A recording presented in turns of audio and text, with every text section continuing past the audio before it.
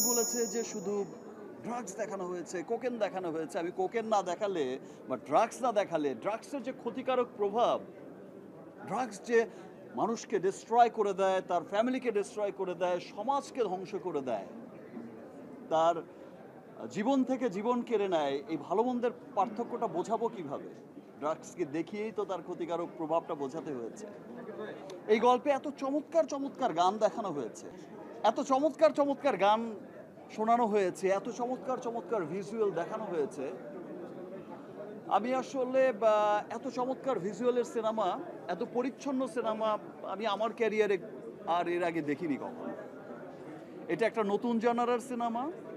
এটা যারা action oriented থেকে বেরিয়ে এসে একটি গল্পের, একটি সুন্দর, একটি রোম্যান্টিক, একটি ফিলের সিনেমা দেখতে পছন্দ করে, তাদের এই সিনেমাটা খুব ভালো লাগছে। এবং অনেকে, আমি রিভিউগুলো দেখছিলাম, একটা সিনেমায় পজিটিভ নেগেটিভ রিভিউ হয়, শুধুমাত্র নেগেটিভ নেগেটিভ রিভিউ কেটে কেটে কেটে কেটে কেটে কেটে শুধু নেগেটিভ রিভিউ প্রচার করলো প্রথম দিন। এর ব্যাপারটা বুঝলাম না। এই আক্ষেপটা কার প্রতি? আক্ষেপটা কি আমার প্রতি? এই চক্রান্তটা কার প্রতি? আমার প্রতি?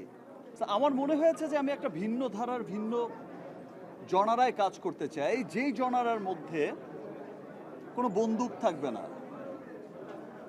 কোনো একদম মেশিন গান, মোটর গান, এগুলো সব কিছু জনারা থেকে বেরিয়ে এসে আমি একটা ভিন্ন জনারার একটা স্টোরি নিয়ে, একটা একটা পরিবারের স্টোরি নিয়ে, একটা মিডল ক্লাস, একটা আপার মিডল ক্লাস, একটা আপার ক্লাসের বাচ্চার যে ক্রাইসিস,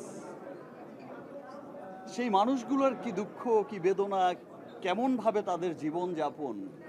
মানুষ শুধু আহ, টাকা পয়সা বা, আপনারা দেখেছেন হয়তো সিনেমায় যে অনেক বৃত্তশালী হলেই, খাবারের অভাব না থাকলেই যে মানুষ সুখী হয়, তা কিন্তু না।